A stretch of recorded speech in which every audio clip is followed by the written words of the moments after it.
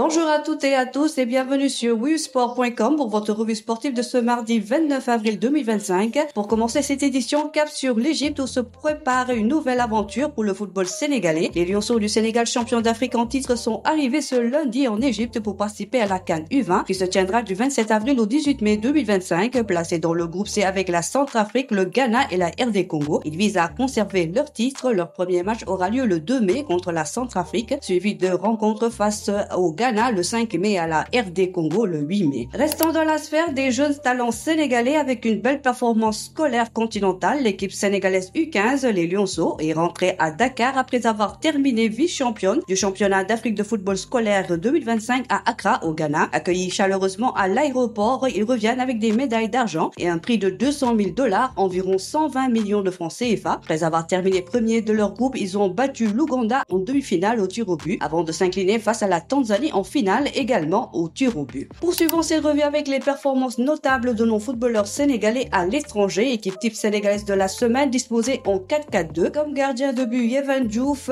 peut solliciter face à Montpellier. Il a néanmoins assuré l'essentiel pour garder sa cage inviolée et aider son équipe à prendre un point précieux dans la course au maintien. En défense, Donatien Gomis solide défensivement face à Martiguez avec notamment un sauvetage décisif. Sidiban, impérial au cœur de la défense à 3, il a contribué à la victoire contre Ajaccio. Mohamed El Bachir Ngom, impressionnant dans le derby letton, il a été le pilier défensif contre le RFS. Moussa Ndiaye, bon match contre la Gondoise malgré quelques pertes de balles. En milieu de terrain, Hassan Djoussé, très actif dans l'entrejeu face à Lens avec de bonnes récupérations et une distribution propre. Djibril Soumaré, précieux contre Moreirense avec 11 duels remportés sur 15. Il a été un moteur de l'équipe. En attaque, Ismaïla Sarr, auteur d'un doublé et d'une passe décisive contre Aston Villa. Il propulse son équipe en finale de la FA Cup. Sambou Soumanou, entré en cours de jeu, il marque un doublé décisif dans la victoire contre Caen, validant la montée de Lorient en Ligue 1. Nicolas Jackson, buteur décisif contre Everton, il met fin à une longue disette et atteint les 10 buts cette saison. Sadio Mané, encore buteur en Ligue des champions d'Asie face à Yokohama Marinos, il continue sa belle série. Pour finir, un point sur l'organisation du sport amateur au Sénégal avec une décision importante du gouvernement. Le ministère des Sports du Sénégal a annoncé que les activités du mouvement Nawetan se dérouleront désormais chaque année entre le 15 juillet et le 15 octobre. Cette mesure, issue des concertations nationales de février et mars 2025 et validée par le président de la République,